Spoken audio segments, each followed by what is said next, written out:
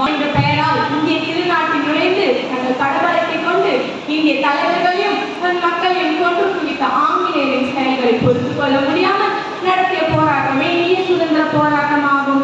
அகர்ந்தது அன்னையின் அடிமைத்தனம், வென்றது நம் பாரதம்.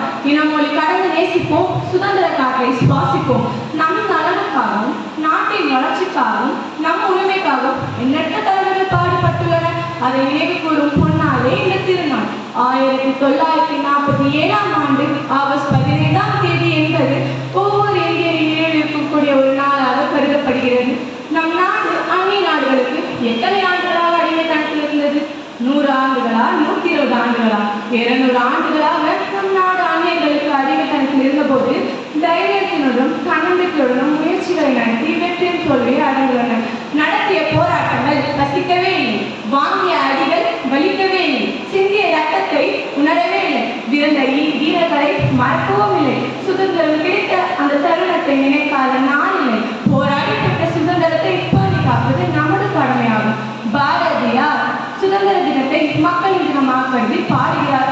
ஆடுவோமே பள்ளி பாடுவோமே ஆனந்த சுதந்திரம் அடைந்துவிட்டோம் என்று பாடுகிறார். இன்று எந்த மக்கள் ஆடுகிறார்கள், எந்த மக்கள் பாடுகிறார்கள்?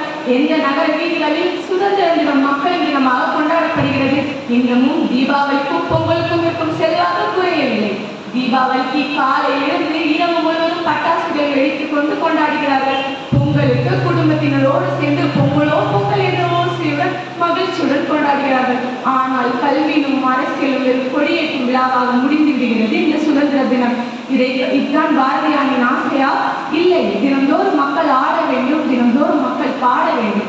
ஆனந்த சுதந்திரம் அடைந்து விட்டோம் என்று பாட வேண்டும். இன்று மக்கள் அப்படி பாடாததற்கு காரணம் என்ன? அவர்கள் அனுபவிப்பது ஆனந்த சுதந்திரமா?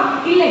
ஒரு கணம் ஆய்வு செய்ய வேண்டும். நேற்று என்ன நடந்தது, இன்று என்ன நடந்து கொண்டிருக்கின்றது, நாளை என்ன நடக்கும்? இந்த கணக்கு ஆய்வு இல்லாது போனால் சுதந்திர தினத்தில் பொருள் என்ன?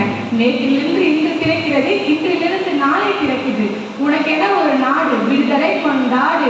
நீயும் நானும் ஒன்றோ, மதம் வெவ்வேறு இருப்பினும் ஜாதி வெவ்வேறு இருப்பினும் நண்பாய் நாள் நமக்கு ஒன்றல்லோ.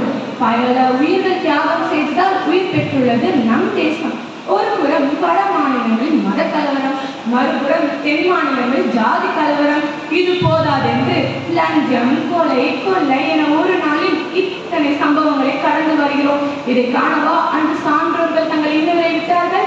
இதற்காகவா நாம் விடுதலை பெற்றோம்? இதற்கு ஆங்கிலேயரிடமே அடிமைகளாக இருந்திருக்கலாம் என்று தோன்றுகிறது, வலிக்கிறது. ஆனால் அதுதான் உண்மை.